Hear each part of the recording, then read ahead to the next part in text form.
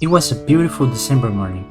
I woke up, washed my face, made myself a cup of coffee and a grilled cheese. While eating my breakfast, I picked up my phone to check if Pokemon is still cool. Yes, it is.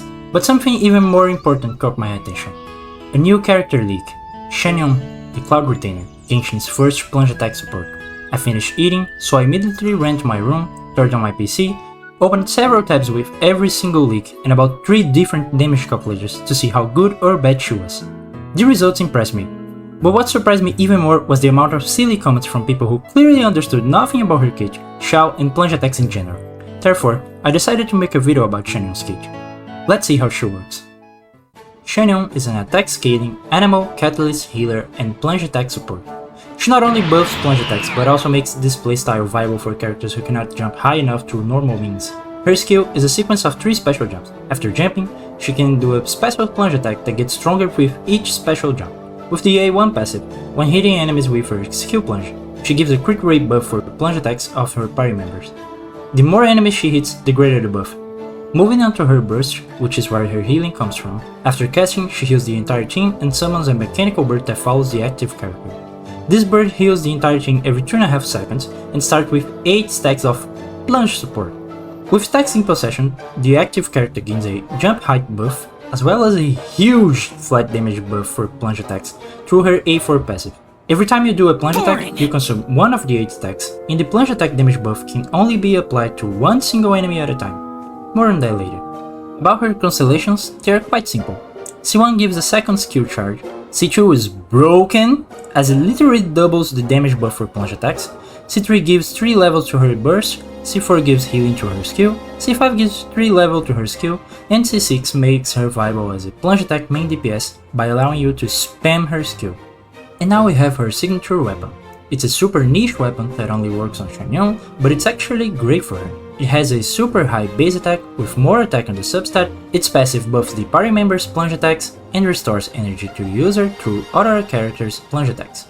So after reading her kit and some people's thoughts, I noticed 2 widespread misconceptions that I would like to clarify, which are: Xianyun is only good for characters who are already using plunge attacks, and especially, Xianyun is bad for AoE. At first, okay, she kinda seems like a dedicated support for Xiao and Gaming, but that's not true. With Xianyun, Diluc will have a much more consistent access to Dragon Strike, which is by far his strongest playstyle, as plunge attacks have no ICD. C0 Hu Tao can also benefit from her, being able to do plunge attacks after her jump cancels. Just be careful with people saying this will be stronger than C1 Hu Tao's combos, because that's not necessarily true. This claim is based only on Hu Tao's motion value, not considering the lower damage and elemental application from sub DPSs like Yelan and Shinto. Now let's move on to the next misconception. These teams don't really look promising for AoE content, as they are vape teams and the idle application of these characters is mostly single target. For Xiao teams, however, this is not a problem. Still, people are assuming that because Xianyun's A4 passive only works on 1 target at a time, this makes her horrible on AoE and objectively worse than Bennett. But this take is super simplistic. In reality, this one isn't necessarily the only Xiao's best team currently, as I've already showed in another video. This team's performance with Jin is very similar, for reasons that are not so obvious. Now imagine how strong this team would be if instead of Jin's burst being in a circle, it followed you. What if Jin could be equipped with Trident Tails of Dragon Slayers? What if Jin gave Xiao a small crit rate buff? Or better yet, an ultra buff to your plunges against one of the enemies you're hitting? This would be Xianyun. Getting rid of Circle Impact in particular is something that I believe will have a much greater impact than people think. I've been using Xiao on both sides of every single Abyss 12 for a while now. In my experience, I've noticed that it is very common for AoE chambers to have more than a single wave. In this kind of chamber, Bennett's is a little worse, because when you defeat a wave, the next wave usually spawns far away, forcing you to leave Bennett's burst, losing your buff and healing, which results in a drastic DPS loss. Can you see it now? All things considered. If Jin is as good as Bennett in the scene, and Xianyun is a huge upgrade over Jin, that makes her most likely an upgrade over Bennett as well, regardless of how many enemies you're facing. Now let's talk about her build.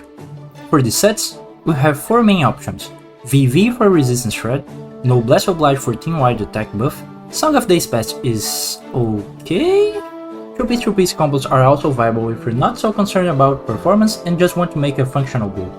For the main stats, I recommend triple attack on Xiao teams, but you may need to use ER Sands on other teams. For the substats, energy recharge and attack is all she cares about. Regarding her weapons, there are many options. Unsurprisingly, her signature weapon is her best in slot, and among the free-to-play options, these are the ones you will probably want to use. About team building, I wanted to elaborate on how Diluc will be so much better with Xianyun, or what Xianyun's real value will be for Hu-Tao teams. But let's be honest, there's a 95% chance you're watching my video because of Xiao, so I'm gonna focus on him. As I said earlier, Xianyun is comparable to Jin, so naturally, we will replace Jin with her. Thanks Jin, you can go back to my Hu-Tao now. Anyway, never in my 3 years playing this game have I been as excited to try out a team as I am for this one. It's a complete package. Great AoE damage, great single target damage, team-wide healing, off-field CC on Farus and C6, minimal energy requirements, and finally, no circle impact! But of course, there's no point in talking about this team without showing you why it's so strong. Time to talk about numbers. I did a comparison with these two teams in single target and AoE. As it is already very obvious that Furina's damage here is much higher, I will only calculate Xiao's damage. I will be using this calculator here and my own builds. To keep it short, I will be putting all my assumptions on screen.